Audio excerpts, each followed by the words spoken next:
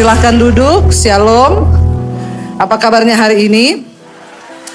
Iya, puji Tuhan ya, tanpa terasa kita ada di penghujung tahun 2024. Dan saya percaya bahwa satu kerinduan Tuhan, apa yang bisa kita berikan bagi Tuhan ya dari hidup kita pada hari-hari ini ya, terutama kita sebentar lagi kan merayakan Natal. Biasanya kalau bulan-bulan Desember itu gereja penuh ya. Soalnya banyak Kristen kapal selam. Ya, kalau mulai Desember muncul di permukaan, nanti setelah itu dia tenggelam lagi ke bawah. Tapi saya percaya hari ini bukan Kristen kapal selam ini ya. Ini jemaat yang luar biasa. Tepuk tangan dong buat jemaat siang hari ini. Apa yang terbaik yang kita bisa berikan bagi Tuhan, saudara, yaitu hati kita. Kenapa hati? Saya bersyukur saya dapat tema hari ini yaitu ujian hati. Kenapa? Karena puji Tuhan tadi pagi pertama kali suami saya itu mau menyampaikan firman Tuhan. Dan yang mendapat kehormatan tuh GSJS loh. Ya, jadi udah dari dulu Pak Michael tuh bilang, ayolah Pak, khotbah. Suami saya itu nggak mau, karena dia bilang aku itu di belakang layar saja. Lalu dia selalu berkata begini, aku tuh nggak pinter loh, nggak pinter ngomong, nggak pinter apa. Saya bilang, untuk menyampaikan firman Tuhan tuh Tuhan nggak butuh orang pinter. Kalau kamu pinter jadi profesor sana ya, tapi menyampaikan firman Tuhan itu adalah kita menyampaikan apa yang kita alami bersama dengan Tuhan. Dan bukan berteori, tapi khotbah yang hidup itu adalah yang kita alami bersama Tuhan. Lalu dia bilang, oke, kalau gitu. Lalu diokein saudara. Ketika sudah diokein, mulailah dia mempersiapkan khotbah. Yang pertama dia khotbah itu saya. Saya lagi masak di dapur kayak gini. Jadi gini loh say, hati itu, saya sambil masak, amin.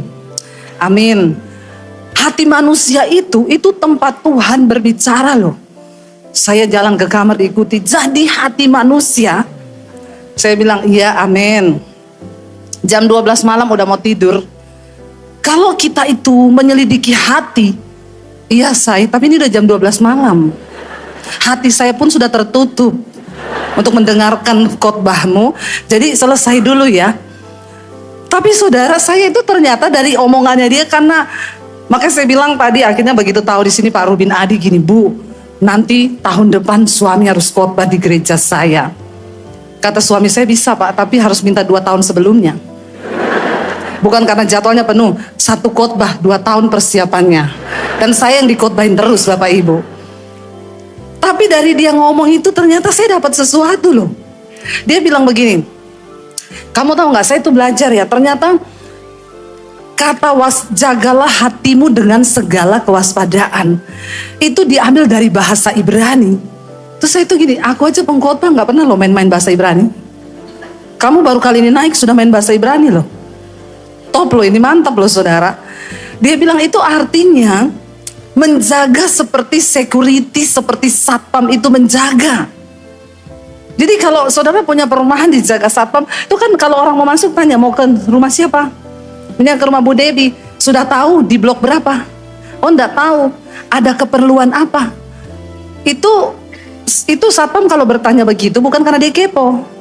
Saudara jangan marah. Bahkan kadang minta KTP-nya ada. Bukan karena dia nggak percaya kita, karena memang tugasnya itu menjaga. Jadi saudara, ketika Alkitab berkata kita harus menjaga hati seperti satpam, kita nih harus tahu loh yang masuk dan keluar dari hati kita itu hal apa. Lalu suami saya itu khotbahin saya, itu semua masuk loh. Saya tuh mendapatkan hal yang baru ternyata. Saya bilang, saya kamu sering-sering aja ya di jadwal ya. Supaya saya juga dapat sesuatu. Dia belajar, dia sampaikan sama saya juga diberkati. Nah saudara, yang paling saya mendapat berkat itu adalah ternyata hati kita ini itu bukan Tuhan loh yang jaga. Karena Alkitab bilang kamu yang harus jaga. Jagalah hatimu dengan segala kewaspadaan. Nah kita beli handphone aja, handphone mahal. Saudara selesai beli handphone, saudara beli apa? Anti gores. Saudara beli casing supaya kalau handphone itu jatuh atau kena apa-apa, kacanya tidak tergores, kalau jatuh pun tidak pecah. Betapa seringnya kita ini semua barang-barang yang di luar diri itu kita jaga sedemikian hebat. barang mahal, maaf saudara yang punya mobil mahal, ya kalau bisa jangan sampai orang mau deket-deket aja. Itu orang kalau beli mobil mahal, saudara, dia kalau duduk itu nggak jauh-jauh dari mobilnya. Dia pasti cari tempat duduk yang dia bisa melihat mobilnya. Ini sih kalau orang belum kaya-kaya banget. Kalau yang udah kaya banget udah gak peduli itu ya. Tapi kalau yang belum kaya banget, dia cari tempat duduk di restoran yang dia bisa mantau mobilnya. Supaya kalau ada apa-apa dengan mobilnya, sebegitu hebat kita menjaga sesuatu yang di luar diri. Tapi seringkali kita lupa menjaga hati yang ada dalam diri kita, dan itu yang sangat Tuhan peduli loh. Jadi hari ini saya kasih tema ujian hati. Kenapa hati ini harus diuji Bapak Ibu? Yang pertama, karena tidak ada lain, tidak ada bukan, Tuhan melihat hati. Tuhan gak pernah tertarik dengan apa yang ada di luar diri kita. Ibu-ibu, sehebat apapun engkau merawat wajahmu dengan skincare, dengan apapun supaya kau terlihat glowing, awet muda, itu gak penting bagi Tuhan. Tuhan gak pernah tertarik dengan itu. Tapi Tuhan tertarik dengan manusia batiniahmu yang ada jauh dalam hatimu. Makanya Alkitab berkata, walaupun manusia lahiriah kami merosot, tapi manusia batiniah kami dibaharui dari sehari ke sehari. Mau saudara itu mau DNA salmon, mau DNA apalagi ikan tudek kah, ikan asin kah, semua itu kamu rawat tubuhmu dengan, kalau hatimu itu ada sesuatu yang tidak beres, maaf Bapak Ibu, kita ini tidak berkenan sama Tuhan. Ketika pertama kali Saul itu iri hati kepada Daud, ya, maka Tuhan itu sudah menjatuhkan Saul dari kedudukannya. Dan dia berfirman kepada Samuel, kamu pergi ke rumah Isai, dan ada satu dari anak laki-lakinya di sana yang akan aku urapi menjadi raja. Pada saat itu Bapak Ibu, Daud ini seorang yang di keluarganya tidak dianggap. Semua kakak laki-lakinya itu dilatih menjadi prajurit, mereka berperang, tapi Daud tidak. Karena bagi orang tuanya Daud ini tidak masuk hitungan. Jadi ketika Samuel memberitahu Isai bahwa ada salah satu anak laki-lakimu yang akan diurapi menjadi raja, itu Isai bilang sama semua anaknya, besok kamu semua pakai baju bagus, kita akan datang ketemu Nabi Samuel, dia akan urapi salah satu dari kalian. Lalu Daud bilang, papa aku kecuali kau. Kau enggak.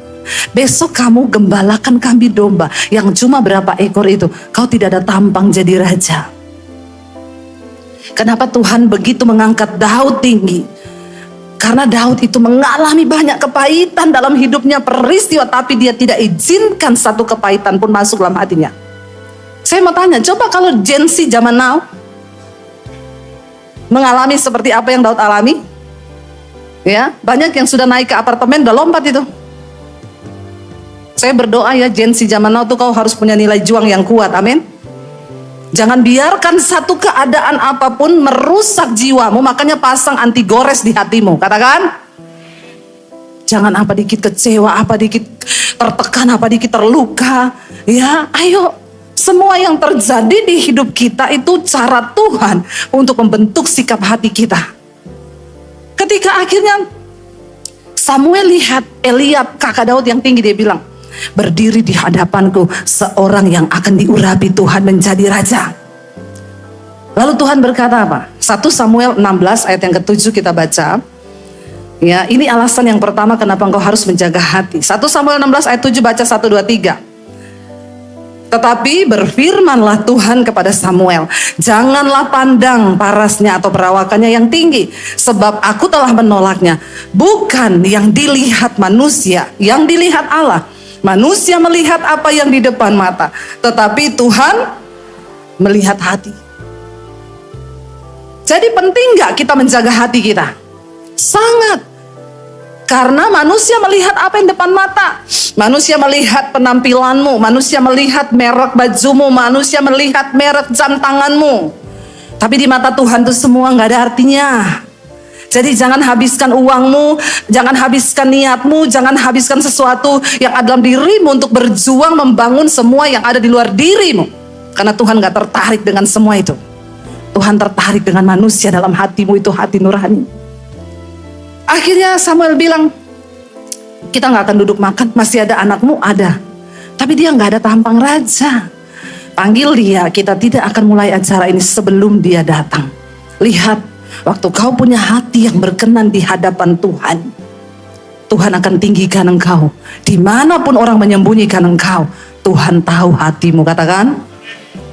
Yang kedua, kenapa kita harus diuji hati kita? Kita baca bersama, saudara. Seberapa hebat doamu, kau mau puasa, kau mau berdoa puluhan tahun, kau mau apapun lakukan dalam hidup ini yang kelihatannya rohani, kalau hatimu itu bercela, maka doamu itu tidak didengar Tuhan. Buka bersama Mazmur 66 ayat 17 dan ayat yang ke-18. Ini firman Tuhan yang katakan, bukan saya yang katakan. Mazmur 66 ayat 17-18, baca bersama, 1, 2, 3. Kepadanya aku telah berseru dengan mulutku, kini dengan lidahku aku menyanyikan pujian. Seandainya ada niat jahat dalam hatiku, tentulah Tuhan tidak mau mendengar. Amin. Mau saudara doa puasa, mau saudara itu puasa 40 hari. Dengar baik-baik, kita semua yang pelayan Tuhan di gereja, seluruh jemaat, waktu kita menaikkan pujian di sini, sehebat apapun suaramu, biar kau latihan sudah pakai apa itu vibra apa segala macam. Maaf. Kalau kau nyanyi di sini dengan hati yang kotor, suaramu tuh tidak didengar Tuhan. Doamu tuh tidak didengar Tuhan. Tuhan tidak mau mendengar. Daud berkata, saudara, aku ini sudah berseru kepada Tuhan, bahkan sekarang aku mau menaikkan pujian bagi Tuhan dari mulutku. Tapi sekiranya seandainya ada niat jahat dalam hatiku, tentulah Tuhan tidak mau mendengar. Apa itu niat jahat? Seringkali saudara, kita ini gak bisa lihat sesuatu di hati kita tuh yang tersimpan. Saya kasih contoh begini. Saya itu sering bantu orang, saudara. Ada satu orang lah saya sering bantu. Kalau dia gak bisa bayar utang, dia WA saya bayarin. Dia masukin anaknya sekolah, uangnya gak cukup, dia WA saya tolong. Setiap bulan saya kasih dia uang untuk sembako. Tapi setiap kali saya ketemu orang yang kenal dia, gak 1-2 orang loh, banyak beberapa. Itu ngomong ke saya, dia itu jelek-jelekin kamu loh. Dan ini berapa orang loh yang ngomong. Hidup ini belum kejam kalau kau belum ketemu dengan orang yang nikmati uangmu tapi jelekin kamu di belakang. Kalau saudara cuma dijelekin temenmu, keluargamu yang saudara gak pernah tolong, apalagi musuhmu, sainganmu, rekan sekerjamu, itu biasa. Gak usah terlalu wow. Itu levelnya masih di bawah rata-rata. Karena memang semua manusia itu lebih suka lihat yang buruk dari hidup kita. Tapi kalau orang yang kita tolong, yang apa-apa minta tolongnya ke kita, yang dia nikmati uang kita untuk bayar utangnya, untuk bayar anaknya sekolah, untuk makannya, terus dia jelekin kita, nah itu baru kau bisa bilang hidup ini kejam, bro. Amin. Itu sudah itu kasta tertinggi. Ya. Saya mendengar itu 1 kali, 2 kali, 3 kali, yang terakhir orang itu bilang gini, kalau saya nggak mau tolong lagi orang kayak gitu. Ngapain kamu tolong terus dia? Nggak ada baik-baiknya. Dan saya dalam hati pun sepakat dan berkata, saya mau lihat kamu. Kalau saya nggak tolong kamu, kamu minta tolong ke siapa? Lihat saja pembalasanku. Itu sering terjadi di drama Indosiar dan film India. Jangan tertawa, tapi bukankah itu juga sering terjadi di hatimu? Jangan angkat tangan, saudara. Ngaku apa tidak? Ngaku kan? Saya mau lihat. Saudara, ketika saya berpikir begitu, lalu hati ini mulai tidak sejahtera. Alarmnya itu bunyi, saudara. Tiap hari saya tidak sejahtera. Dan saya sepertinya menantikan kesialan itu terjadi di hidupnya. Dan saya sepertinya menantikan dia akan WA saya dan ngomong, boleh nggak tolong saya? Lalu saya akan hapus chattingannya, saya blokir orangnya. Dengan alasan biar hatiku tidak terganggu. Ya apa ya? Saya bilang tunggu saja. Enggak, tak tolong. Saya berhasil melakukan itu hampir sebulan. Tapi setiap malam hatiku itu enggak damai. Alarmnya itu bunyi, saudara. Enggak enak, enggak tenang saya. Lalu waktu terbaik untuk kita merenung itu adalah malam. Saudara kalau naik di tempat tidur malam, saudara ngapain? Yang ngorok, Bu. Coba saudara, saya itu paling suka malam itu. Waktu saya udah sikat gigi, cuci kaki, cuci tangan, saya naik di tempat tidur, saya merenung sejenak loh. Hari ini tuh saya bisa melewati semua karena anugerah Tuhan. Lalu saya mulai cek apa yang tidak benar hari ini yang sudah saya lewati. Saya mau beresin itu di hadapan Tuhan. Tuhan itu sebenarnya memberi nasihat kepada kita. Tuhan itu sebenarnya mau menuntun hidup kita. Tapi kenapa banyak orang Kristen tidak mengalami tuntunan Tuhan? Karena kau tidak punya waktu untuk merenung dan membuka hati bagi suara Tuhan. Saya itu ketika suami saya mempersiapkan khotbah, dia bilang gini, Say, ternyata di Alkitab itu KPI enek yo. Semua ada ya di Alkitab ya. Terus saya bilang gini, hello, kemana aja selama ini? Saya bersyukur dia sekarang ditugaskan untuk bawakan firman. Dia mulai membuka, membedah firman. Baru dia tahu, ada ya ayat begini, ada ya ayat begini. Bapak Ibu, kenapa kau kalau ada masalah, kau tidak menemukan jalan keluar? Kenapa orang Kristen itu suka konseling? Orang yang tukang konseling itu fix tidak pernah baca Alkitab. Makanya saya sekarang tidak terima orang konseling. Bilang amin. Tidak usah konseling. Saya sekarang kalau orang mau konseling, saya bilang, baca itu Alkitab. Semua masalah hidupmu itu ada di Alkitab. Tapi bagaimana mungkin membaca saja aku sulit. Kau tidak pernah baca Alkitab, makanya kau tidak tahu. Saya mau bilang sama saudara, tolong ya, sudah akhiri 2024, hari ini kau tidak baca Alkitab. Mulai besok bacalah Alkitab. Sebab Tuhan berbicara lewat firman yang kau baca, kau simpan di hatimu. Itu yang berbicara waktu kau mengalami masalah. Amin. Hei, Bapak Ibu, Alkitab bilang kebenaran itu nanti akhir zaman akan diangkat loh. Dan apa yang akan menuntun kita? Hanya firman yang tersisa yang tinggal di hatimu. Kalau nggak ada firman, makanya Yesus bilang akhir zaman orang kudus makin kudus, orang jahat makin jahat. Kenapa? Karena hatinya jadi batu. Dia nggak bisa lagi dengar firman Tuhan. Daud bilang begini, ini ayat bagus sekali. Mazmur 66 ayat 17. Bukan, maaf saudara ya. Ini saya Mazmur 69. Sorry.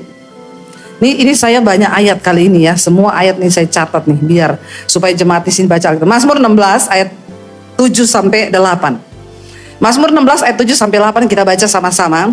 Ini ayat bagus, saudara catat, saudara garis bawahi. Baca bersama Mazmur 16 ayat 7-8. Aku memuji Tuhan yang telah memberi nasihat kepadaku. Ya, pada waktu malam hati nuraniku mengajari aku. Aku senantiasa memandang kepada Tuhan karena Ia berdiri di sebelah kananku. Aku tidak goyah. Wow, enggak saudara? Waktu hati nuranimu itu bersih, yang engkau penuhi di hatimu itu firman Tuhan. Waktu engkau ada masalah, Daud bilang, setiap malam Tuhan datang memberikan nasihat lewat hati nurani yang mengajari kita. Waktu saya mau tidur, saya bilang, Tuhan, hatiku ini hari-hari itu tidak damai. Kenapa? Tuhan bilang, Tuhan ingetin saya, di hatimu ada yang jahat. Kau berharap orang itu mengalami kesialan dan WA kau dan minta tolong kau. Karena kau sudah hentikan semua pertolonganmu sama dia. Lalu Roh Kudus tuh bilang begini di hati saya. Kamu berbuat baik sama dia bukan karena dia baik. Kalau engkau berbuat baik sama orang yang baik kepadamu, apakah upahmu? orang dunia pun melakukan hal yang sama. Tapi kalau kau berbuat baik sama orang yang jahat kepadamu, itu upahmu besar di sorga. Kau berbuat baik bukan karena dia baik, tapi memang karena kau mau melakukan kebenaran, kau mau melakukan kebaikan. Engkau berkenan di mataku. Saya nangis, saudara. Dan saya bilang, Tuhan, ampuni hatiku ini jahat. Bapak Ibu, apa yang engkau taruh dalam hatimu, jangan biarkan celah kecil, kepahitan, amarah, perkataan orang itu kau renungkan siang malam di hatimu. Sehingga hatimu itu penuh dengan yang kotor, sehingga ketika sesuatu terjadi, yang keluar itu semua yang kotor. Tapi ketika kita membiarkan, saudara, firman Tuhan menguasai hati kita. Tadi pagi suami saya bersaksi, saya itu berapa hari yang lalu datang ke satu restoran, karena kami membahas satu acara, dan saya diundang ke restoran itu sama yang punya restoran. Saya duduk, tas saya taruh di belakang. Mbaknya itu saya pesan jus, suami saya pesan jus, dia bawa jus 2 gelas, gelasnya itu tinggi. Yang satu dia, waktu dia pegang jus 2 gelas, dia dari posisi belakang saya, di samping saya begini. Suami saya dia taruh di meja, yang ini di bakinya itu goyang, saudara. Jus itu tumpah, separuh ketumpahan di baju saya belakang, masuk sampai ke dalam semuanya, separuhnya masuk ke tas saya itu jus. Saya lihat tas saya sudah tergenang dengan jus. Kira-kira kalau saudara mengalami seperti itu, bagaimana reaksimu? Marah ya Pak? Iya, Bapak manusiawi banget. Yang lainnya cuma pura-pura aja, nggak mau ngomong, padahal sama aja. Ya, kalau saya belum bertobat, belum ngerti firman, saya berdiri langsung saya jambak rambutnya. Ya, kamu kerja pakai otak, ya toh? Tapi karena saya sudah dibaharui, ada firman lah di hati. Dulu waktu saya belum bisa mengendalikan hati, suasana hati, saya pasti akan berdiri dan ngomong, Mbak, kalau kerja hati-hati ya Mbak, matamu di mana? Ya toh? Nggak marah, nggak maki, cuma omongannya itu halus, matamu di mana? Itu pasti. Hari itu, bahkan teman-teman yang di sekeliling meja saya semua syok dan kaget Bapak Ibu, karena memang basah sasa. Saya berdiri, saya tadinya mau tegur mbaknya itu, saudara. Tiba-tiba di hati saya ada suara yang bilang begini, kalau kamu jadi mbak itu, bagaimana perasaan? Tiba-tiba saya luluh hati saya. Saya merasa ada di posisinya dia. Saya berdiri, saya ambil tisu, saya lap, tas saya tumpah begini tuh, jusnya tumpah semua. Teman saya berdiri, Mbak tahu enggak harga tasnya? Untung saya nggak pakai tas yang ratusan juta juga ya.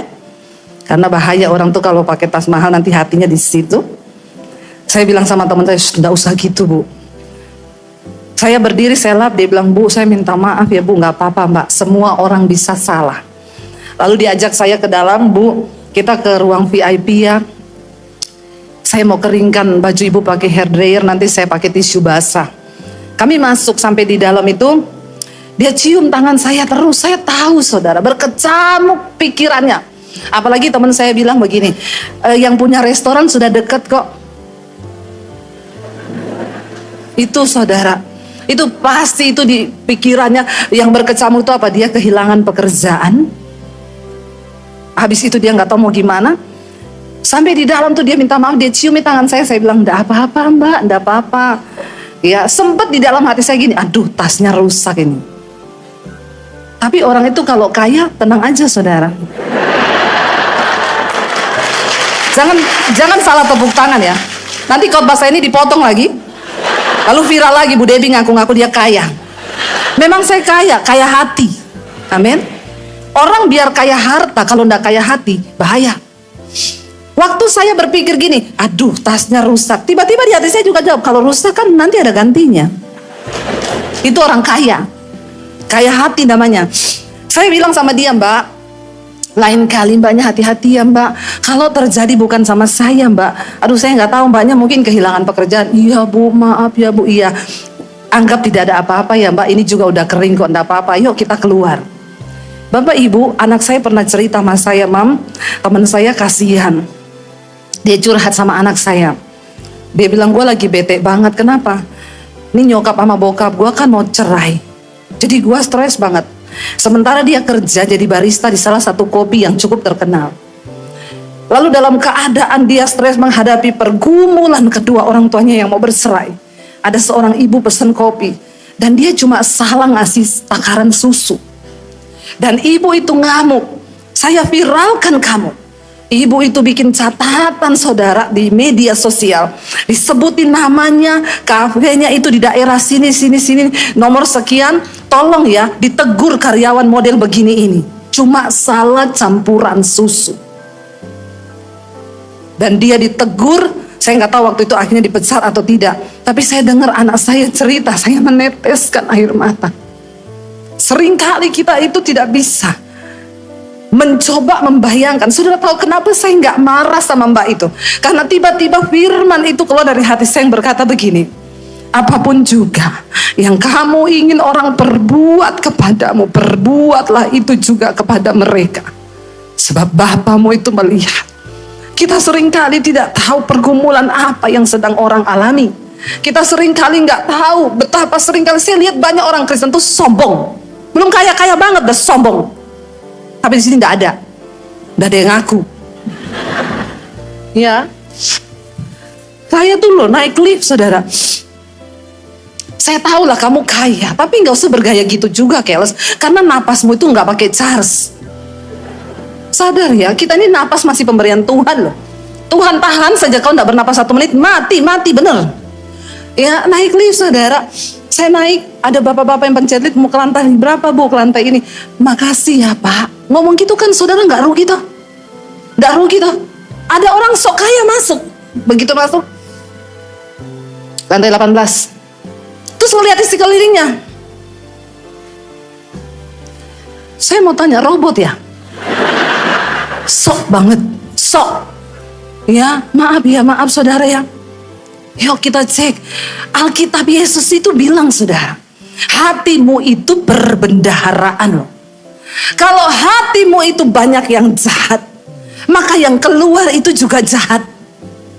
Tapi kalau kau simpan banyak yang baik di hatimu, maka perbendaharaan hatimu itu juga yang keluar itu baik. Coba kita belajar menghargai orang lain. Apa yang kau ingin orang perbuat kepadamu, perbuatlah itu kepada orang lain. Ngomong terima kasih sama security, sama tukang lift yang ada di dalam lift, nggak usah loh. Saya tuh banyak saudara kalau masuk lift lihat model-model orang. Ya ada yang kayak kita ini najis banget dilihat sama dia. Ya, aduh ya kadang-kadang. Dan kebanyakan begitu orang Kristen loh. Tapi bukan orang Surabaya. Itu kayaknya pendatang. Kalau orang Surabaya semua sudah tobat. Kalau hati kita ini baik, coba kita lihat bersama Matius. Yesus bilang apa saudara? Ya Lukas pasal 6 ayat 45. Lukas pasal yang ke-6 ayat 45, firman Tuhan berkata di sana, baca sama-sama. Orang yang baik mengeluarkan barang yang baik dari perbendaharaan hatinya yang baik, dan orang yang jahat mengeluarkan barang yang jahat dari perbendaharaannya yang jahat. Kalau dalam hati kita itu banyak firman, kalau dalam hati kita ini kita sering dengar Tuhan ngomong bertobat, kita bertobat, punyalah hati yang lembut. Sebab hidupmu itu dimuliakan Tuhan tuh karena hati. Cuma Tuhan tuh lihat hatimu. Bapak Ibu kita belajar dalam keluarga pun, coba suami jangan suka cepat menghakimi istri. Kalau istri itu mungkin sikapnya berubah, coba selami gitu. Sekali-sekali kita jangan bicara pakai mulut, tapi bicara pakai hati. Karena banyak orang itu punya rahasia-rahasia hati yang kadang saya sekarang banyak mencoba memahami anak saya. Kalau kita orang tua nggak pernah mencoba memahami anak, malah kita hanya menghakimi anak, kita marahin dia, kita nggak tahu loh sebenarnya dalam hatinya dia lagi tertekan. Suami-suami kau terus menyalahkan istri, kau tidak pernah menyalami hati istrimu itu seperti apa. Ada bapak-bapak dia pulang marah-marah sama istrinya, saya berangkat kantor kamu pakai daster, saya pulang kamu masih pakai daster. Dia pergi, istrinya nyuci baju, istrinya nyetrika, istrinya nyapu. Kalau istrinya saya bilang ini, emang kamu Raffi Ahmad apa Atta Halilintar gitu? Yang boleh ngomong gitu cuma Raffi Ahmad, karena dia kasih istrinya 500 juta sebulan. Kerjaannya istrinya ke salon. bukan cuci baju. Hello bapak-bapak, please mengertilah istrimu. Seringkali ada hal-hal di hatinya yang dia tuh nggak bisa ngomong. Istri juga punya pergumulan dengan keluarga besarnya yang kadang kita juga nggak bisa ngomong, karena kita tahu kalau ngomong ke suami pasti marah. Apalagi kan itu urusan keluarga besar kita. Jadi seringkali istrimu tuh mungkin berubah sifat ya karena dia punya sesuatu di hatinya yang kita nggak ngerti. Kadang juga ibu-ibu, lihatlah suamimu. Seringkali suamimu itu capek karena ada sesuatu di hatinya yang dia simpan. Dia juga nggak bisa keluarkan itu. Kepada anak kita, coba kita belajar supaya hidup ini saudara kita dengan hati yang bersih. Ya, kenapa banyak pertengkaran hari-hari ini, banyak perkelahian hari-hari ini? Saya mendengar banyak anak-anak yang suami istri bercerai, anaknya bilang, gua nih sekarang jadi rebutan orang tua gua. Gua makan di tempat mak gua, bapak gua marah. Gua makan di tempat bapak gua, mak gua marah. Ini orang tua setan begini nih. Kasihan anaknya saudara. Jadi korban dari keegoisan orang tuanya yang gak mau tuh jaga hati.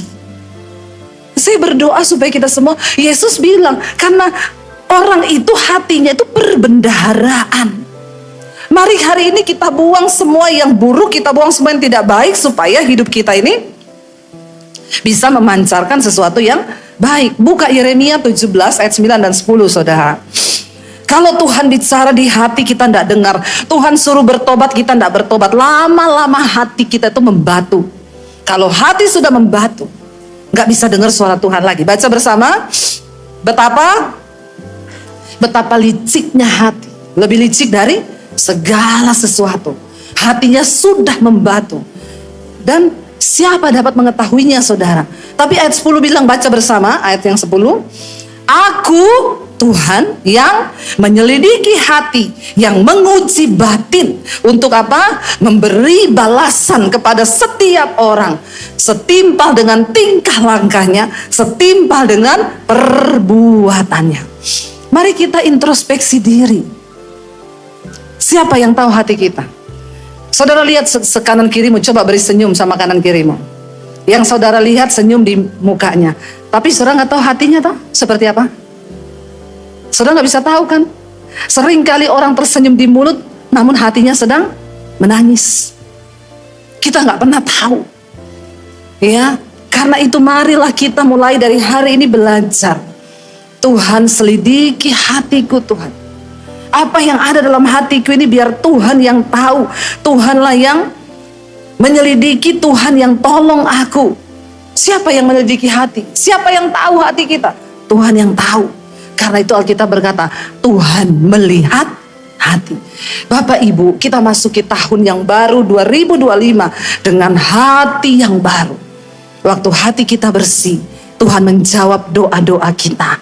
Waktu hati kita bersih, Tuhan memberkati hidup kita, keluarga kita, rumah tangga kita. Saya undang para imam musik maju ke depan. Mari kita mau sungguh-sungguh datang sama Tuhan. Kita mau bilang, Tuhan, selidiki hati kami. Lihat hidup kami Tuhan. Apakah kami sungguh-sungguh mengasihi Engkau?